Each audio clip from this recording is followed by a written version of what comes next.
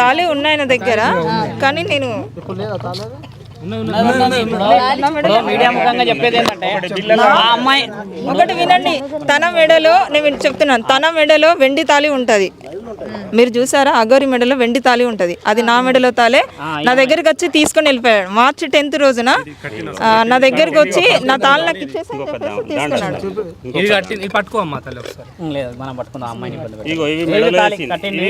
ఈ తాళి కట్టడం చేత అమ్మాయిని ఇబ్బంది పెట్టాడు. చూడండి, అది కూడా కాదు, తన మెడలో ఉన్న వెండి తాళి కూడా నా మెడలో ఉన్నది. నన్ను ఏంటి వచ్చి నా తాళి నాకు ఇచ్చేసాను చేసి తీసుకెళ్లిపోయాడు. అప్పటికి ఆ అమ్మాయికి ఈ అగోరికి పెళ్ళైందనే విషయం నాకు అప్పుడే తర్వాత తెలిసింది. నాకు ఆ తర్వాత నేను గట్టిగానే అడిగితే ఇప్పుడు నా నంబర్ బ్లాక్ లో పెట్టిను, రెస్పాండ్ అవ్వట్లేదు నాకు.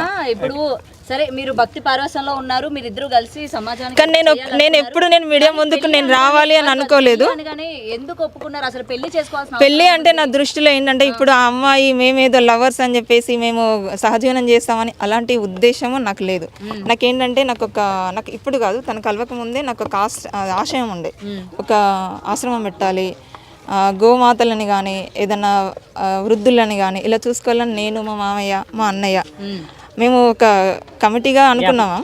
సో ఈయన కూడా సేమ్ నాకు అనుకూలంగా మాట్లాడేసరికి సరే అలా ఒక భక్తురాలుగా ఉండిపోవాలి తప్ప ఇది ఇంతవరకు ఆగిపోవాలని నేను అలాగే ఉన్నాను.